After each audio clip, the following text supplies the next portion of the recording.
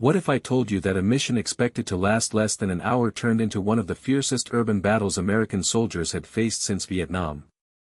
What if I told you that fewer than 50 American Rangers and Delta Force operators found themselves trapped in the middle of a hostile city, surrounded by thousands of armed militia fighters, with no easy way out and no guarantee that help would arrive before sunrise? This is the story of the Battle of Mogadishu, one of the most intense chapters of modern American military history.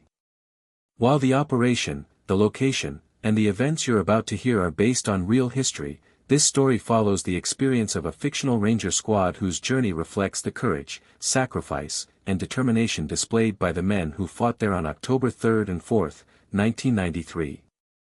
By the end of this video, you'll understand why this battle became a defining moment for an entire generation of American soldiers and why the actions of those trapped behind enemy lines continue to be studied in military academies around the world. Before we begin, let me know in the comments whether you believe the most dangerous battlefield is an open desert, a dense jungle, or a crowded city, because after hearing this story, you may have a different answer. By the fall of 1993, Somalia had become one of the most dangerous places on earth.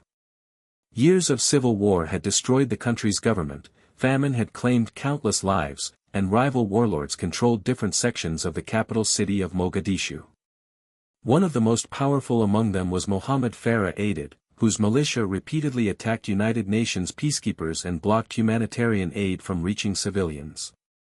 In response, the United States launched Operation Gothic Serpent, a mission intended to capture Aidid's senior lieutenants and weaken his ability to control the city through violence. The soldiers selected for the operation represented some of the finest units in the U.S. military, including Army Rangers, Delta Force operators, the 160th Special Operations Aviation Regiment, and Air Force combat controllers. They had spent months training together and had already completed numerous successful raids throughout the city. Confidence was high because every previous mission had ended quickly, efficiently, and with relatively few complications. The operation planned for October 3 was expected to be no different. Intelligence indicated that several of Aidid's top commanders would meet inside a building near the Olympic Hotel, and the plan was straightforward.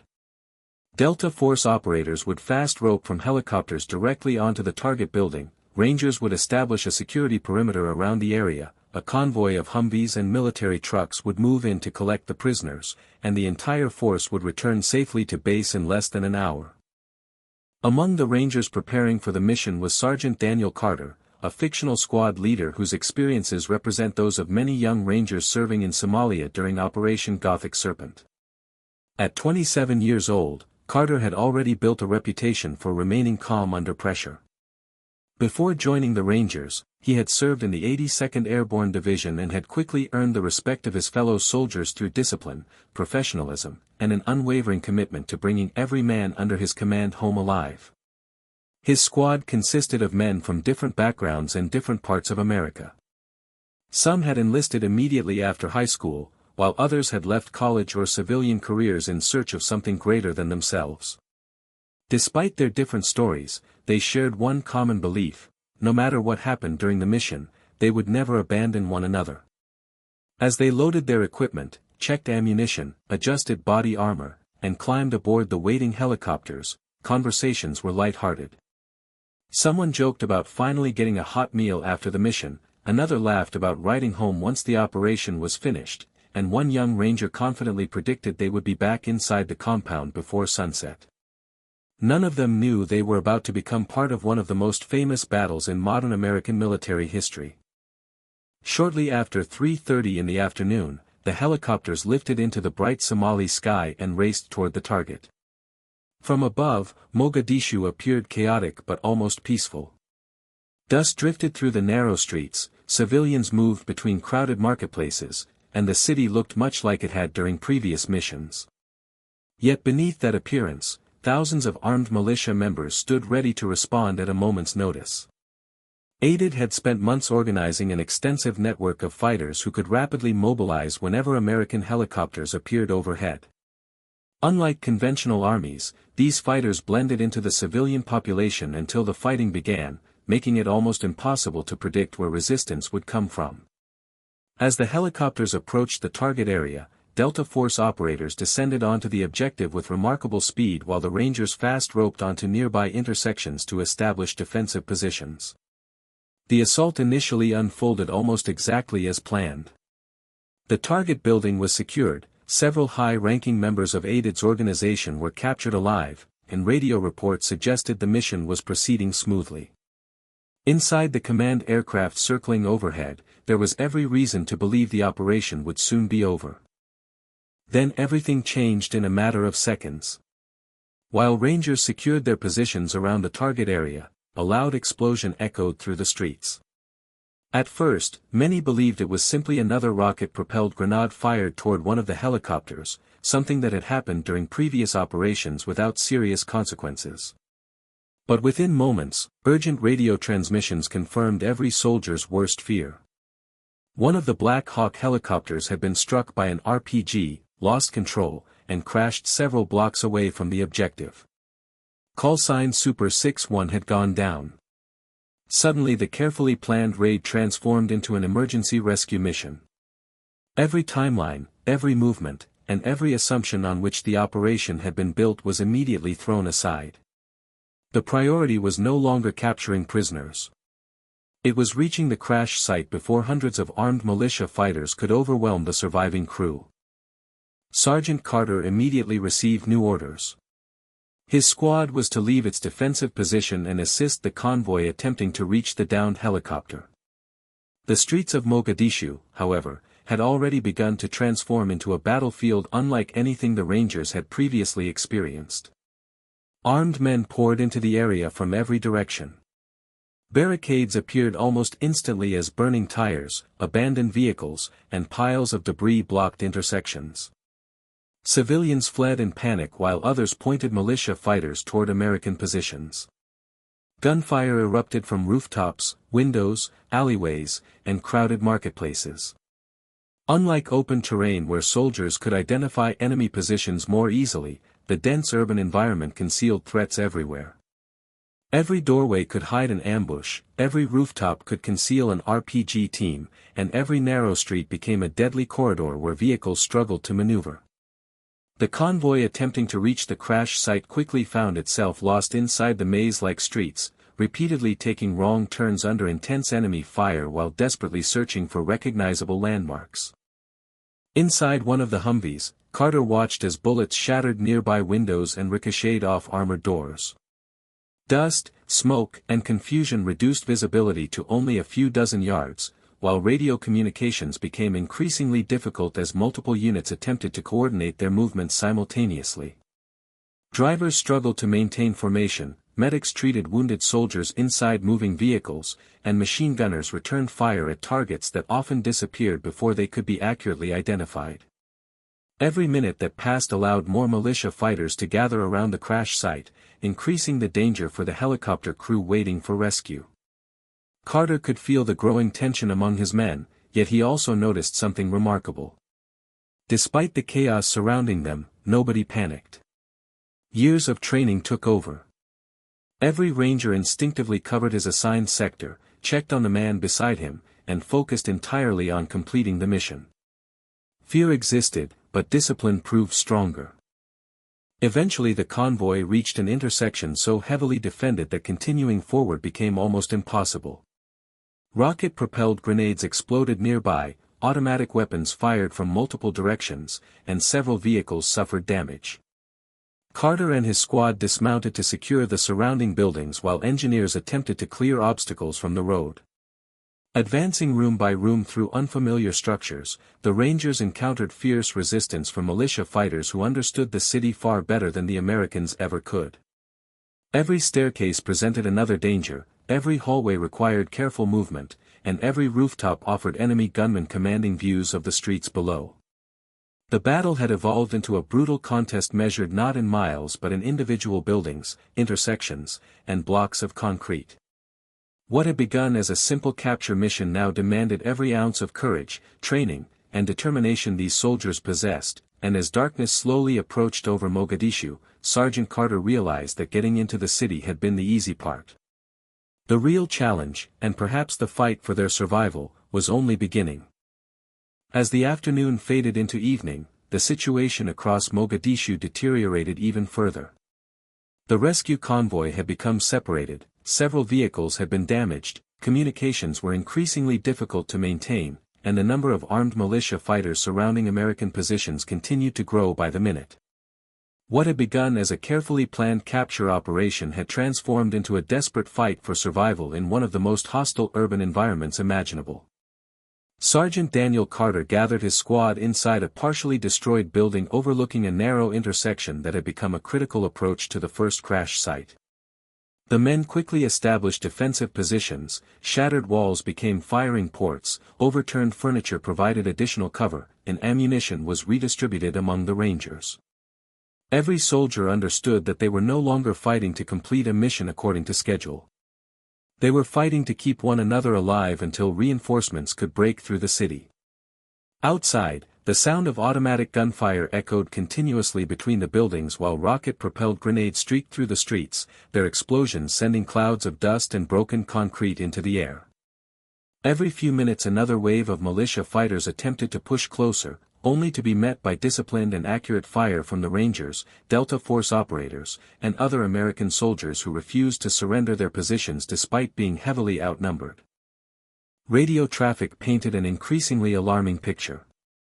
Not only had Super 6-1 crashed, but a second Black Hawk helicopter, known by the call sign Super 6-4, had also been struck by a rocket-propelled grenade and crashed in another part of the city. The battlefield instantly became twice as complicated.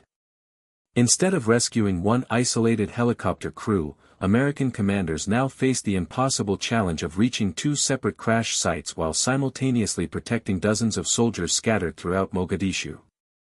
At the second crash site, two Delta Force snipers, Master Sergeant Gary Gordon and Sergeant First Class Randy Sugart, repeatedly requested permission to be inserted to defend the downed crew despite knowing they would almost certainly be overwhelmed.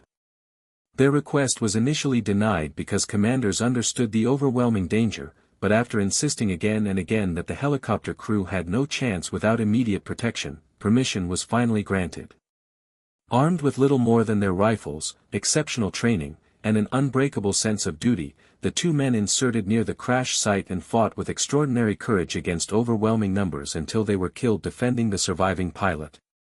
Their actions would later earn both men the Medal of Honor, becoming lasting examples of the military creed that no American service member should ever be left behind. Inside Carter's building, the fighting became increasingly intense as darkness settled over the city. The advantage of sophisticated American equipment was balanced by the enemy's intimate knowledge of the terrain. Militia fighters moved through alleyways, courtyards, rooftops, and narrow streets that they had known their entire lives. Every corner concealed another potential ambush, every shadow could hide another group of gunmen, and every movement required careful coordination. Carter watched as one of his youngest Rangers calmly treated a wounded teammate while rounds struck the walls only inches away. Another soldier, despite receiving a minor injury from flying debris, refused evacuation and immediately returned to his position on the rooftop to continue providing covering fire. It was in moments like these that Carter realized why elite military units spend countless hours training under extreme pressure. Their success did not come from the absence of fear but from the ability to continue functioning despite it. Every Ranger knew his responsibilities without needing to be reminded, and every decision was made with one goal in mind: protecting the men standing beside him. Meanwhile, commanders at the American base worked frantically to organize a relief force capable of reaching the trapped soldiers. Time was becoming the greatest enemy. The longer the Americans remained isolated inside Mogadishu, the greater the risk that casualties would continue to mount. A multinational rescue column was assembled using American forces together with United Nations peacekeepers from Pakistan and Malaysia, whose armored vehicles offered the best chance of fighting through the city streets. Coordinating this force under combat conditions was an enormous challenge. Routes had to be selected, damaged vehicles replaced, wounded personnel accounted for, and intelligence updated continuously as the situation changed by the minute. Yet despite the confusion, everyone involved remained focused on a single objective: bringing every possible American soldier home. Hours after the battle had begun, the sound of heavy armored vehicles finally echoed through the streets. To the exhausted Rangers defending isolated positions, the distant rumble of engines was the first real sign that help was coming. Carter gathered his men, checked ammunition one final time, and prepared to move toward the approaching rescue force. Reaching those vehicles, however, would require crossing streets still controlled by hostile fighters. Under the cover of coordinated suppressive fire, the Rangers left their defensive positions and began moving through the shattered city. Buildings burned around them, abandoned vehicles littered the roads, and smoke drifted between ruined intersections illuminated only by muzzle flashes and occasional fires. Every step required absolute concentration because the danger had not diminished simply because reinforcements had arrived. The enemy continued attacking from every direction, determined to inflict as much damage as possible before the Americans escaped. Not every soldier was able to climb aboard the rescue vehicles immediately. As the column began moving out of the city, some Rangers and Delta operators found themselves running alongside the armored convoy because there simply was not enough room inside the vehicles. Carrying heavy equipment after nearly 18 hours of continuous combat, they sprinted through hostile streets while fellow soldiers provided covering fire from the armored personnel carriers. This desperate withdrawal later became known as the Mogadishu Mile.